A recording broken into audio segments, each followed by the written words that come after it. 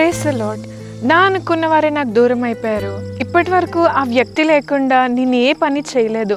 ఏ పని చేసినా ఆ వ్యక్తిని ఆధారం చేసుకొని నేను చేశాను. నా సపోర్ట్, నా బ్యాక్ బోన్ నేను కోల్పోయాను అన్న విచారపడుతున్నావా, అని కలత చెందుతున్నావా?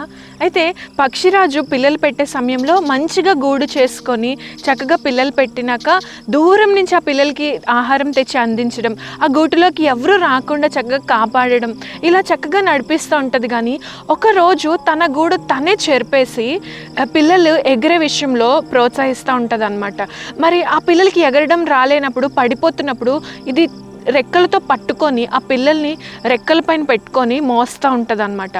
అయితే దేవుడు కూడా మన పట్ల నీ అంతటా నువ్వే పోరాడాలి అని ఆశపడుతున్నారు, నీ అంతటా నువ్వే ముందుకెళ్ళాలి అని ఆశపడుతున్నారు. కాబట్టి ఈ విశ్వాసము అనే పోరాటంలో నీ యొక్క జీవితంలో నీకు నువ్వే పోరాడాలి అని, క్రీస్తునకు మంచి సైనికుని వల్ల నువ్వు తయారవ్వాలని దేవుడు ఆశపడుతున్నారు. కాబట్టి దేవుడు నిన్ను నడిపించాలని ఆశపడుతున్నారు.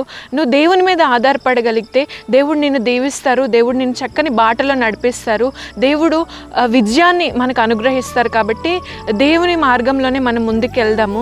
ఏదేమైనాను కూడా ఈ శ్రమలన్నీ కొద్ది కాలమే, తర్వాత దేవుడు మనల్ని స్థిరపరిచి బలపరిచి పూర్ణులుగా చేస్తారని మనం పూర్ణ విశ్వాసం దేవుని పైన పెట్టి ముందుకెళ్ళగలిగితే దేవుడు మనల్ని దీవిస్తారు. ఈ కొద్ది మాటలు దేవుడు ఆశీర్వదించును గాక. ఆమేన్.